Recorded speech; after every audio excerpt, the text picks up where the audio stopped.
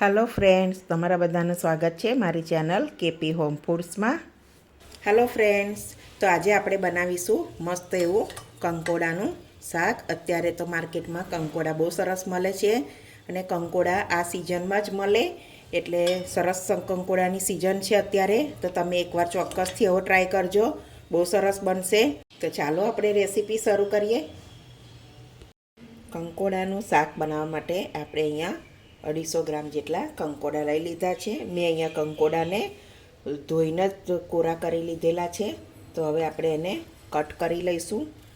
આ રીતે ઉપર નીચેથી કટ કરી અને તમારે આ રીતે કટ કરી લેવાના. તમારે બિયા કાઢવા હોય તો કાઢી નાખવાના, નહીં તો બિયા પણ સરસ લાગે છે. તો આપણે બધા કંકોડાને આ રીતે રેડી કરી લઈશું. આ રીતે આપણે બધા કંકોડા કાપીને રેડી કરી લીધા છે. એક પેન લઈ લઈશું, 2 થી 3 ટેબલ સ્પૂન જેટલું તેલ,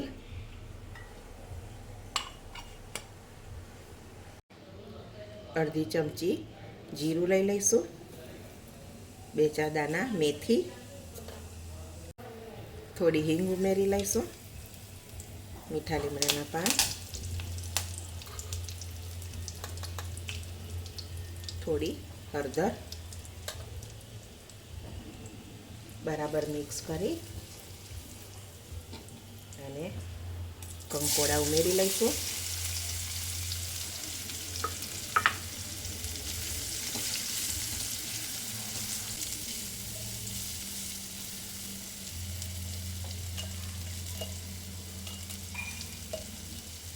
સ્વાદ પ્રમાણે મીઠું. તો બરાબર મિક્સ કરી લઈશું. અહીંયા તમે લસણ લઈ શકો છો.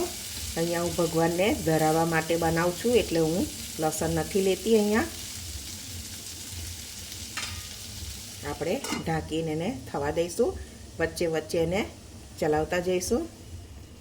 તો ચેક કરી લઈએ ફરી.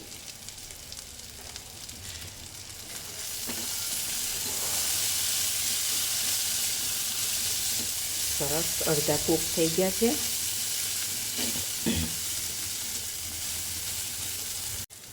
તો સરસ થઈ જવાયા છે. હજુ આપણે એને 1-8 મિનિટ જેવું રહેવા દઈશું. તો અહીંયા આપણે થોડા ગાંઠિયા લઈ લઈશું, કચરા એને કચરી લઈશું. તો આ રીતે આપણે પાવડર કરી લીધો છે, કાઢી લઈશું એને.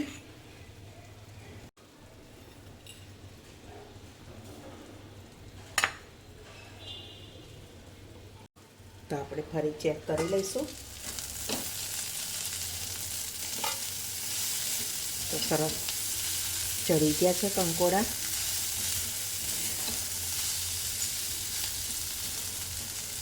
હવે આપણે એમાં ગાંઠિયાનો ભૂક્કો ઉમેરી દઈશું અને મારી પાસે શેકેલા સિંગદાણાનો પાવડર છે, તો 2 ચમચી હું એ ઉમેરી લઈશ.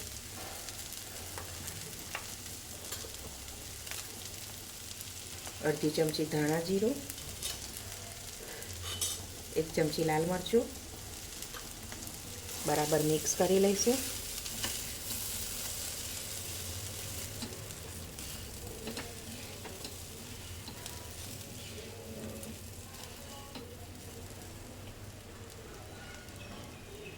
આ રીતે થોડું પાણી છાંટી અને એને ઢાંકી અને રહેવા દઈશું આપણે 1-8 મિનિટ જેવું.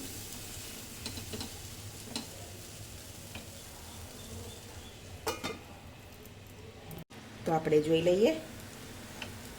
તો આપણું શાક સરસ બનીને રેડી છે, તમે જોઈ શકો છો.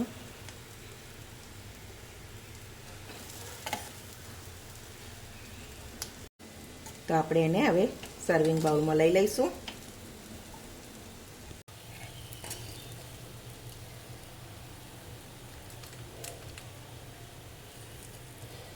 તમે જોઈ શકો છો કેટલું સરસ છૂટું ને એવું થયું છે.